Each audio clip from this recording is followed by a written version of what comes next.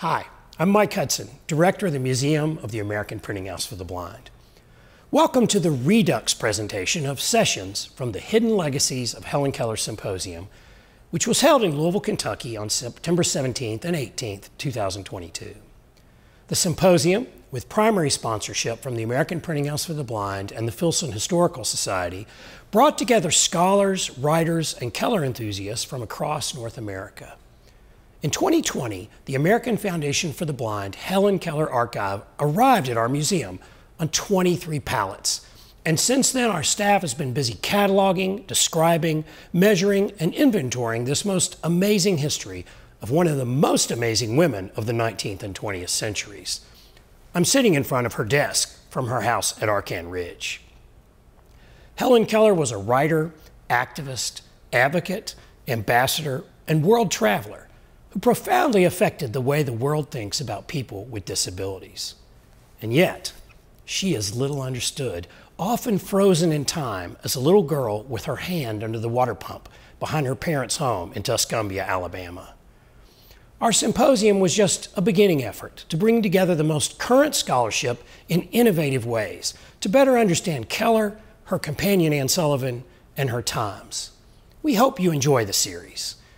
Each session will be dedicated to a single speaker from the symposium. Our fifth and final session on Sunday afternoon was titled, What Was Access? When Helen Keller first began working for the American Foundation for the Blind, accessible technologies were referred to as tangible apparatus or appliances.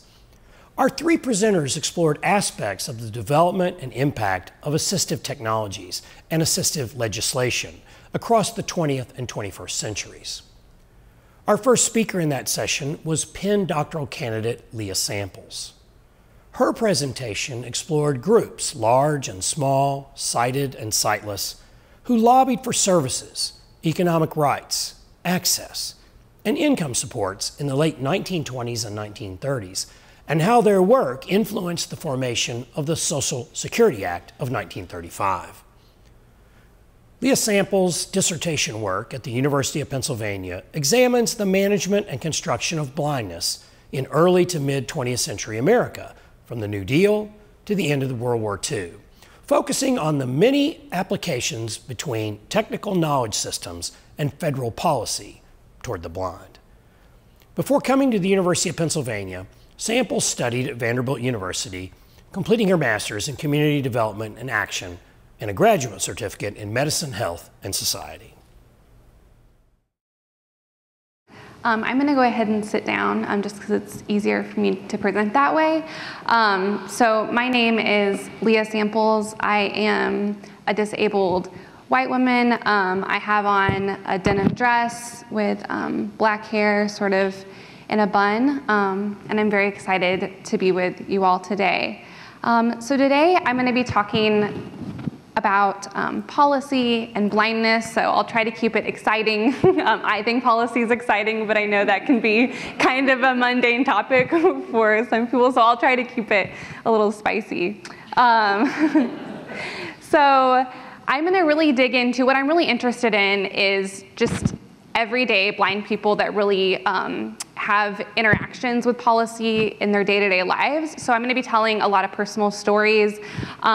I have to give a shout out to the online digital archive at APH. It saved my dissertation during COVID, and I'm sure a lot of other scholars can attest to that. I think what would have been a time where I would have not had materials to look at, which would have really stagnated my research, that wasn't the case. So I just want to give a shout out just to the instrumental role that played for a lot of people when a lot of the archives, material archives, were closed. So I'm going to jump right in. At age 38, Beatrice Dietz' monthly blind assistance of $40 was discontinued, and she was committed to Central State Hospital. What follows is an account of Beatrice's life before the institution, a life enmeshed in and dependent on minor and significant legislative decisions, the judgment of friendly social workers, and assumptions about who counted as a productive blind citizen.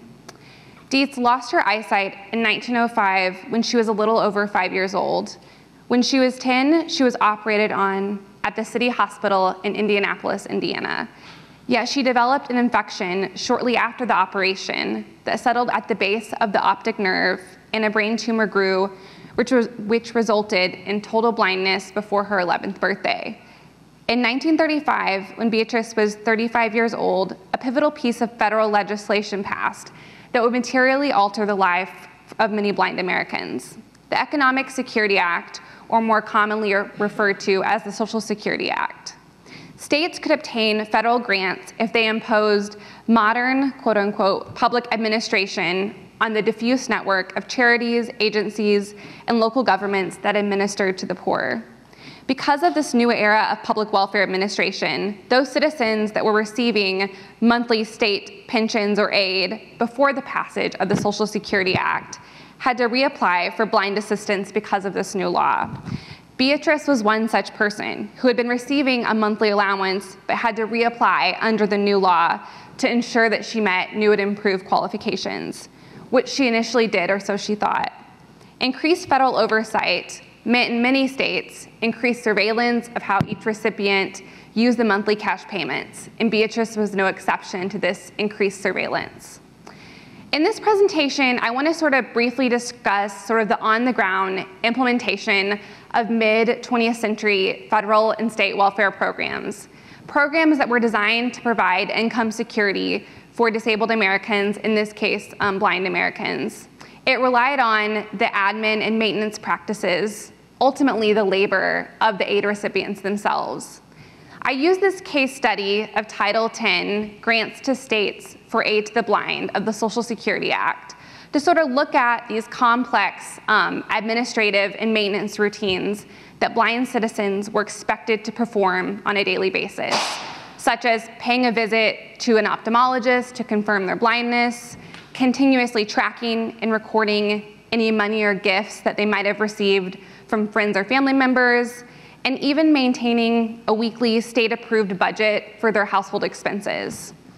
Failing to perform even one of these routines could cost them their benefits. And while these state-approved maintenance regimes were designed to really standardize the process of efficiently and effectively administering and managing federal funds, I think that we can see that in practice, it really put an oft invisible, yet I'm sort of suggesting understudied burden of labor on the recipients of aid themselves in the form of sort of these maintenance practices and admin labor. Work or duties that had to be performed to sort of maintain the benefits. It is a form of labor, admin labor, that can often put an undue burden on disabled people. So with the passage of the Social Security Act in 1935, I think that we can see that this sort of labor emerged and took on new import in the lives of any person who received welfare benefits, especially blind men and women, from filling out forms, which many people usually required a family or friend aiding them, to trying and finding transportation to get to the public welfare offices, to sometimes traveling upwards of 3 to 4 hours to an ophthalmologist that had been specifically approved by the state to prove that they were blind. The admin of disability, while it varied, became a substantial part of life and labor for many of these people who were receiving monthly assistance. And while, as you might imagine, disability administration did constitute a major category of burden, that labor and maintenance practices have the power to sort of disrupt as much as the power to disdain. And disability admin labor is no exceptions. In this presentation, we sort of see how blind Americans use sort of the knowledge they gain from these practices to really sort of disrupt the welfare system. So what I'm sort of calling disrupting maintenance practices. So by sort of disrupting these maintenance and admin practices, sightless Americans use the techniques and technologies like the eye exam, like the household budget, to sort of really bring attention to sort of the power dynamics that were at play and the inadequacy of their current aid amounts, and sort of just the precarity and insecurity of the day-to-day existence as they were trying to sort of maintain their budgets. So to tell this story, in this presentation, I primarily rely on primary sources or data from a few archives. One is the Indiana State Archive, and then the Texas State Archive. And so I really wanted to look at sort of the actual aid applications in these two states in two different regions to understand what was really going on. And I looked at over 800 to 1,000 applications for aid to the blind and the eye treatment program. So initially, I think, when you go into an archive, you think that you're going to, look at one thing, and then it became evident. So initially I went in and I was like, okay, I think I'm really going to be looking at sort of these accounts from bureaucrats, the government administrators themselves. And surprisingly, a really amazing surprise, I found that contrary to my assumption, there were hundreds of letters from blind citizens who were receiving the aid, sort of advocating for themselves. And so really this presentation relies on interpretation from the government documents, from forms from ophthalmologists, but also letters from blind recipients sort of articulating what they thought was fair, what they thought was unfair, really advocating for themselves. And I think it's important to note that it wasn't lost on me as I was materially, emotionally embedded in these archives, combing through these hundreds of applications for disability benefits, that I was really witnessing the textual and material evidence of disability admin, labor of disabled people that probably would never be recognized as such, work that thousands of disabled people performed day in and day out to receive this monthly aid. So, in what follows, I'm going to first discuss sort of the significance of the Social Security Act in the lives of disabled people, in this case, blind citizens, and then how the implementation of Title X sort of enabled new and unique forms of disability admin to really dominate the day-to-day lives through a historical vignette. And then through the same historical vignette, how the people that were receiving aid really began to disrupt and push back on the welfare system vis-a-vis methods or tools that they had learned through performing these admin practices. So on August 14th, 1935, the Social Security Act was signed into law and established a system of old age benefits for workers, benefits for victims of industrial accidents, unemployment insurance, and aid for dependent mothers and children, persons who are blind. While the Social Security Act is best known for establishing a mandatory system of retirement saving for individual American workers, the Act also authorized grants and aid for need-based income support for large categories of the poor. So the fatherless children, the aged, and then the topic of this presentation, the blind. So as many of you who are familiar with sort of the role that the AFB had in the passage of Title X, the original proposal for the Social Security Act did not actually include a specific provision for blind adults, as many believed that the blind were better taken care of under state laws. Yet there was intense lobbying from Helen Keller, organizations like the American Foundation for the Blind, and local blind advocacy groups themselves to include the blind in the bill. Initially, the lobbying was that many citizens really wanted the funds to be used for vocational training and to gain employment, not direct relief. But long story short, the Senate Finance Committee created a new section in the Social Security Act, Title X, that provided about $3 million in federal matching funds for quote-unquote aid to the needy blind. So much to the chagrin of Keller and Robert Irwin, it really remained sort of a relief measure in its final version. Title X, like I said, it provided $3 million in federal aid to the states. And aid to the blind in this case was really defined as monthly money payments to people that were considered needy blind. So upon its passage, there was joy, gladness, thankfulness, sort of, was the sentiment among a lot of blind people in the United States, especially because they were sort of the only disability category of adults that was sort of picked out for special consideration. Desperate for funds and sort of overwhelmed by their citizens' needs, a lot of the states applied for the grants, and it sort of thereby enabled the federal government to claim an ongoing role in the administration of these funds. Many blind Americans felt that even though they didn't get the federal inclusion they wanted, that being included in nationalized welfare was better than nothing. They were now being recognized as national citizens. The hope was that they would no longer be beholden to the whims of states' rights. Excited to receive federal benefits, but also excited to be recognized by the federal government as citizens. Yet as time wore on, both workers for the blind and the blind sort of became skeptical of the use value of this act because it came with increased surveillance, means testing, in a lot of quotes and different welfare magazines and such, and then Outlook for the Blind. Many people said it felt eerily reminiscent of Elizabethan poor laws. It sort of felt like perhaps a step backwards instead of a step forward. And in many cases, the blind people that were receiving this aid really had to maintain this careful balance between hero showing that they were working, showing that they were trying, and then also convincing the social workers that they needed the assistance. So it was really sort of walking this fine line. One blind recipient of the aid described it this way, quote, "From what I can learn from it, I do not believe that it is as beneficial to the blind as our regional state bill, because instead of assisting the blind to help make up for their incapacity as a result of their handicap, it makes paupers out of them in order to receive any benefits under the Act. Under this Act, one cannot possess property or insurance that exceeds $200 in order to receive a small monthly allowance which isn't adequate to support," end quote.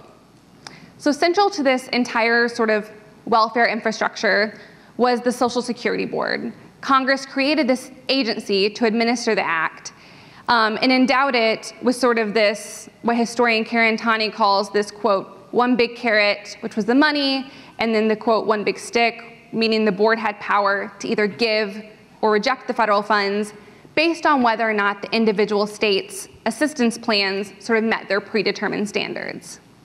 So in many ways, the Social Security Act and other New Deal relief policies modified but didn't really erase distinctions between unworthy and worthy poor. And in many ways, it sort of reinforced rather than undermined the stigma that was attached to welfare. So in practice, many states had to pass new legislation to sort of meet the requirements of the Social Security Board. So take, for example, Indiana, which is the state, one of the states that I look at. They had blind pensions before the Social Security Act, but they had to completely reconfigure their administrative infrastructure to meet the new standards that the federal government was imposing. And this really impacted the blind people themselves and their monthly payments. So to sort of get at the lived reality of what this looked like in practice, I want to hold space for the woman that I mentioned at the beginning of the paper, Beatrice Dietz. I want to understand and make visible her lived experience of performing disability administration, how it shaped her opportunities, and then ultimately how she used the knowledge she gained through these administrative practices to really disrupt a welfare system that wasn't serving her family. So blind, Bernice Dietz was without property or income, and she singularly relied on the state pension of $25 every month to survive. And she said that, quote, "while it wasn't much, it was enough to survive, it was reliable," end quote. Dietz, her husband, and 6 children relied on this assistance. Therefore, Dietz was initially alarmed when she received a notice in the mail informing her that even though she was eligible for a blind pension under the former law, because of the new law, they needed to obtain not only a new application, but they needed her to travel 3 hours to a specific ophthalmologist to confirm her blindness to make sure that she was still considered blind under the new definition of the law. In addition, the welfare department would be sending out a visitor to ensure that she was actually in need. And all of this had to happen within 30 days of this notice. So not only did Dietz need assistance filling out the application because the form wasn't in Braille, she also had to find transportation for the 2 to 3 hour ride to the ophthalmologist because her current one wasn't approved. Then she had to prepare all the documents for the visitor to show that she was in need, which included a household budget that needed to be itemized to show what the monthly assistance would be used for, to prove the money would only go to necessities. Dietz's lengthy case file spans 15 years, And I think this is witness to the time-consuming process of disability administration and how this particular form of labor bred precarity in the lives of many blind men and women. In May of 1936, Dietz was relieved after she performed all that work that she qualified once again for blind assistance. The amount, $16, was significantly lower than her former pension, which was $25, because the visitor felt that the budget that Dietz prepared was too lavish. Hence, the visitor prepared a new household budget, which included reducing the clothing and transportation budget. She received a letter from the State Department of Public Welfare to show her what the new budget should be to meet her essential needs, and that it was expected that she would keep track of all her expenditures to show how she was sort of meeting this monthly budget. Disappointed because the Dietz household was barely meeting their family needs, Beatrice still felt grateful that she qualified for blind assistance at all, as many of her friends who were formerly blind on the other pension were no longer receiving the monthly allowance. As Dietz performed the work of disability administration to receive her monthly assistance, whether that be maintaining the household budget, whenever the Public Welfare Department decided she needed a new exam, getting her eyes re-examined, she also learned in a very intimate way sort of how to use the administration techniques or the knowledge she gained from these practices to garner more money from the state to support her family. So on July 27th, 1937, a little over a year after her monthly assistance had been reduced, Dietz actually asked for a reinvestigation from the State Department. She wanted a visitor to come to her home so she could show them, vis-a-vis the monthly budget, why the $16 was not enough for her family to survive. Mrs. Dietz provided a budget, receipts, testimony from a local grocer that her family's monthly expenses actually totaled $27.04. The Department of Public Welfare, after they came out and she showed them the budget, agreed that Mrs. Dietz was correct. There was a deficit, so they changed her award from $16 to $28. Yet this success was short-lived. A little over 2 years later, Mrs. Dietz's monthly aid amount was reduced again. Unwilling to accept her fate, Beatrice telephoned the State Department and explained that the visitor that had come out, so the social worker, was, quote, most unsympathetic toward her problem. The visitor took the attitude that, quote, I am just dirt under her feet, end quote. Mrs. Dietz explained that she had always been really cooperative with the State Department because she and her family were wholly dependent on public assistance. She referenced her administrative labor, how she had filled out the change of address forms whenever they asked, how she had cooperated with the reinvestigations, how she had made the bi-yearly appointments with the state-approved ophthalmologist. And while the department did not, on the phone, immediately increase her aid amount, they did again agree to a reinvestigation, which from Mrs. Dietz's perspective, claimed was a small victory in and of itself. And although the Dietz case is unique in particularities, it was not unusual. Correspondence and hundreds of aid applications that I've looked at demonstrated that, as we saw in Beatrice's case, the Disability Administration, more specifically in this situation, Benefits and Medical Administration, encompassed and continues to encompass a host of daily, weekly, and monthly tasks and time and mental energy, calling and identifying doctors, scheduling appointments, gathering and transferring medical records, paying bills, maintaining and documenting household budgets. This investigation, I think, sort of pushes us to ask several related questions, such as what is sort of this relationship between administrative labor? Is it a singular process? Is it a collective process? Moreover, what is the relationship between labor and disability administration? The labor involved in obtaining and maintaining benefits can be a hefty undertaking for those who are eligible. How is participating in the practice of administrating labor asking us to identify ourselves in terms of boxes checked and predefined diagnoses? Moreover, what are ways to make administrative labor more visible in the historical archive? Ultimately, I'm sort of suggesting here that taking the process and practice of disability administration seriously, I think really enables us to better understand how the methods of qualifying and maintaining welfare benefits really embodies a particular kind of politics and authority that needs to continue to be investigated. Thank you.